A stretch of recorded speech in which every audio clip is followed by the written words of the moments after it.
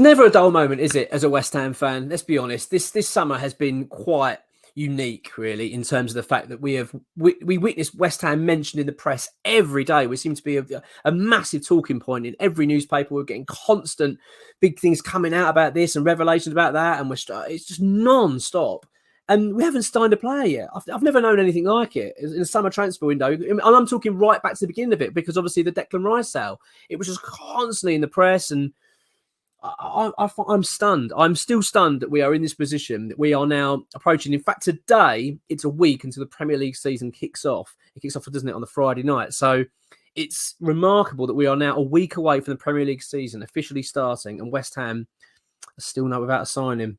But I'm not actually here to talk about that today. It's about the signings. I'm here to talk about other things, in particular David Moyes. There's a big stories coming out about David Moyes at the moment, which we'll get into in a minute. But this summer so far, when we just quickly think about what's been going on at the football club, the sort of key big factors is, of course, our recruitment and what we're going to be doing about getting players in to replace Declan Rice being the main one.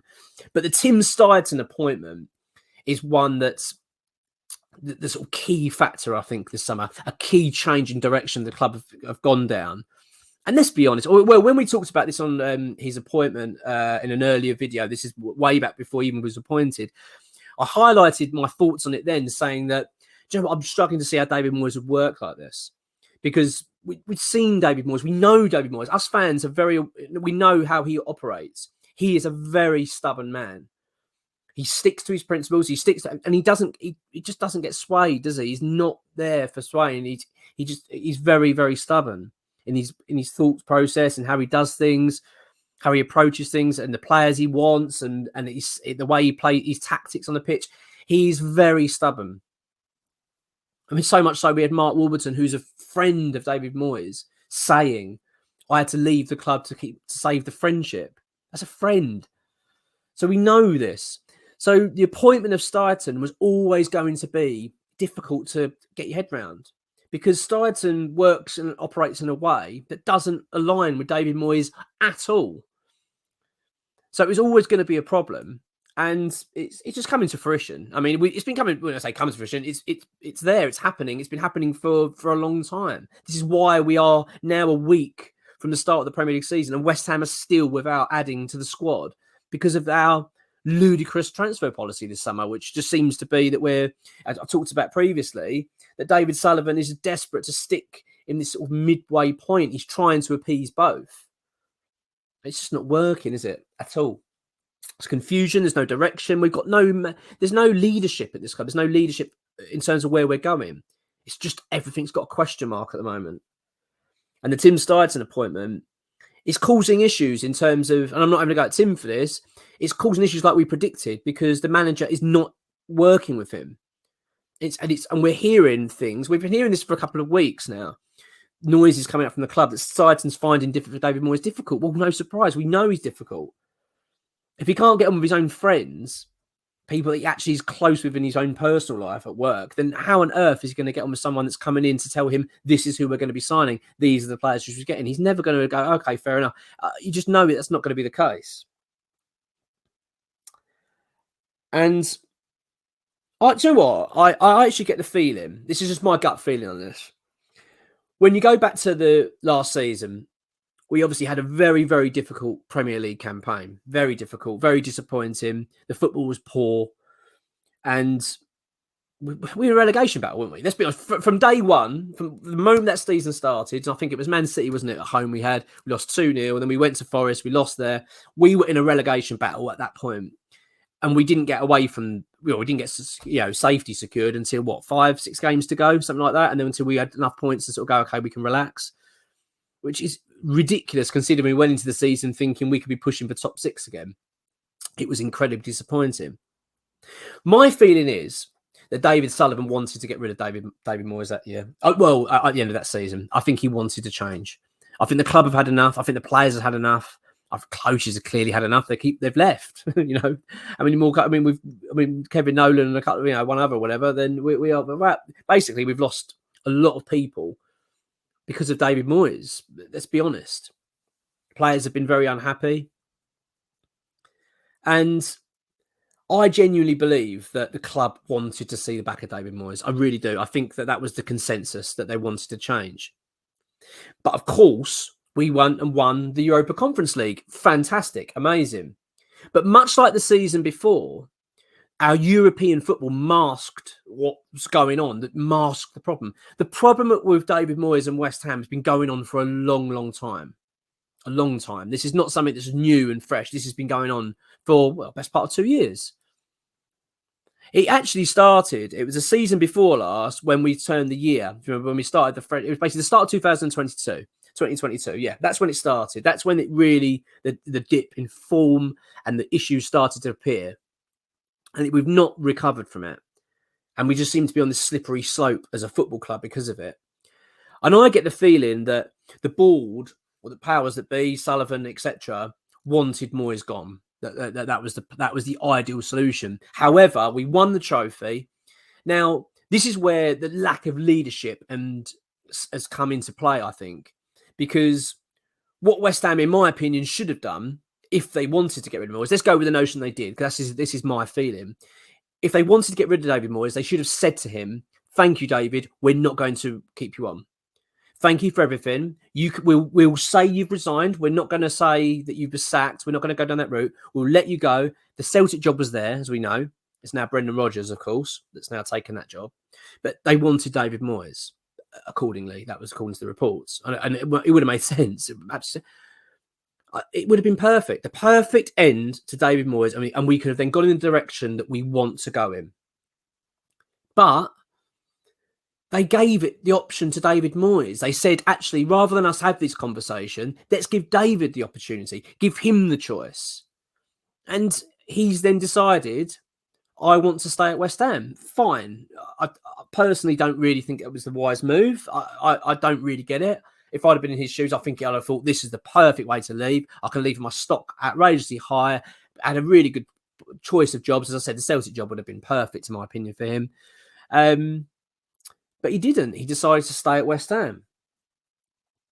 And I think this is where the issue is. It feels as though the club are effectively undermining him now because of they don't want him there. They brought Steidson in with a new approach, new direction. They've got the manager they don't really want. And that's what leads us onto this video, because there's been some really big revelations come out today.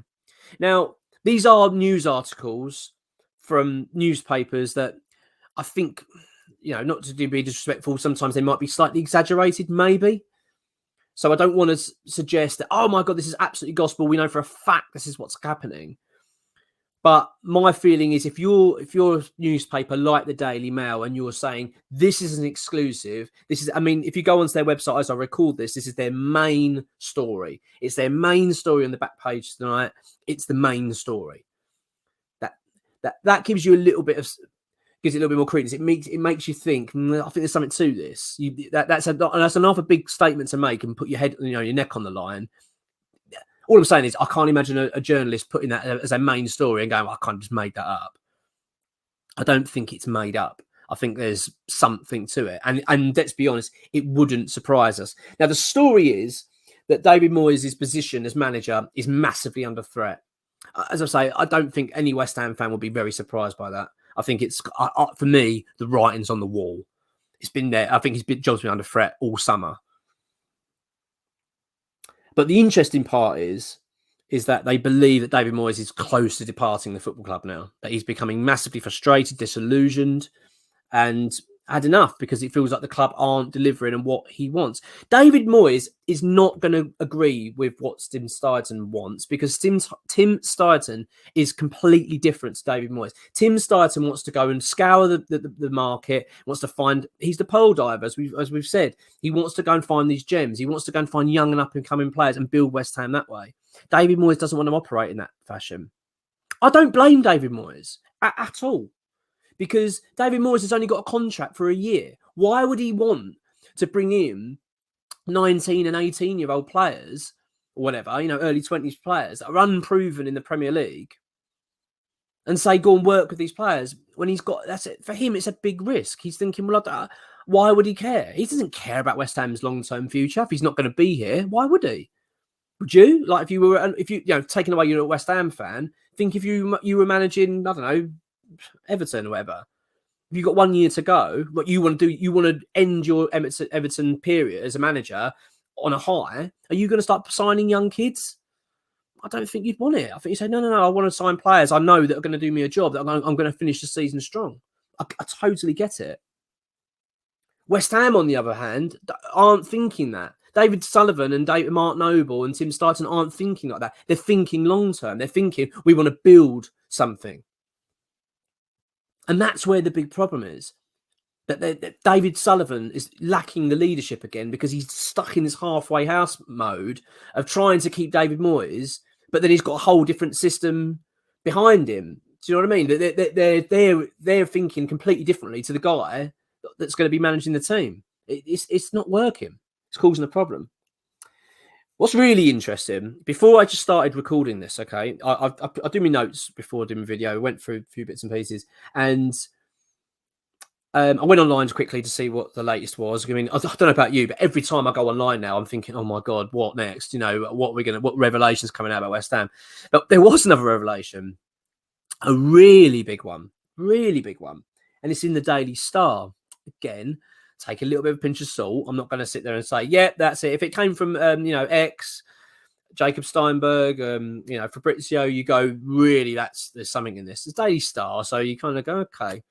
I'm not sure I'm going to really believe it entirely because it could be, totally clickbait. Who knows? But they are reporting that there has been a physical altercation between David Moyes and Tim Steidten. That's how bad their relationship is. I'm not sure. I'm not going to sit there and believe that yet. But being West Ham, it bloody wouldn't surprise me. Do you know what I mean? If this summer's anything to go with, it would not surprise me in the slightest if that's happened. My thoughts on this are, and I'm not talking about the Daily Star thing, I'm just talking about as a general. I think the writing's on the wall with David Moyes. I really do. I really do think. Maybe I'm getting carried away. Maybe I'm getting a little bit led down that, the rabbit hole, looking too much into it, getting too caught up in the gossip. But I just think there's so much wrong at the moment.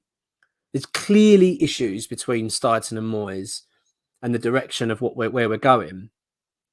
I just think the writing's on the wall. I really do. As I've said, my feeling was that David Moyes should have gone anyway.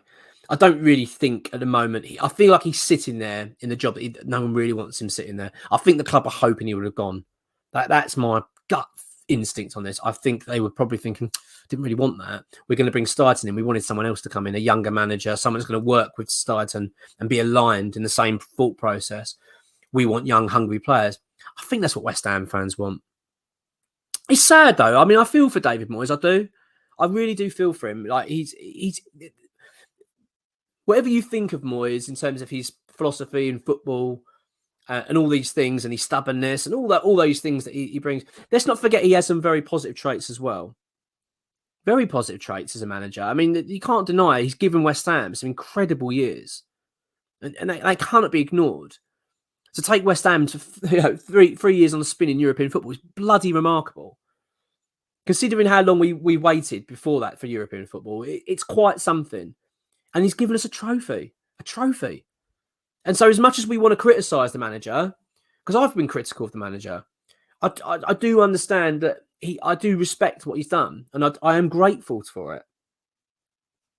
But it's obvious now that the club are going in a direction that he just doesn't fit anymore. West Ham, he's not going to fit this mould. It's not going to work. You can't have someone you can't have someone that's steering the ship that's in a boat that's just not going to fit him. You know what I mean? It just isn't working. You can't.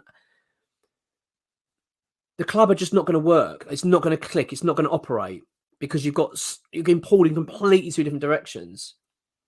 We can see that with the targets. Look at Steidten's appointment. Who's looking at? Look at Steidten's view, and look at who Moyes wants. They're completely different, and it's a problem. It's a real problem. David Moyes is not on board with this new system, and it's obvious. And for me, it's only going one way. It really is. I really am starting to believe that this relationship between Moyes and West Ham is soon. Not saying it'll happen before the start of the season. I think he'll probably be here. I don't think. I don't know. I mean, nothing will surprise me with this club, but you get the. I'd be very surprised, very surprised if David Moyes is still our manager by the end of the season.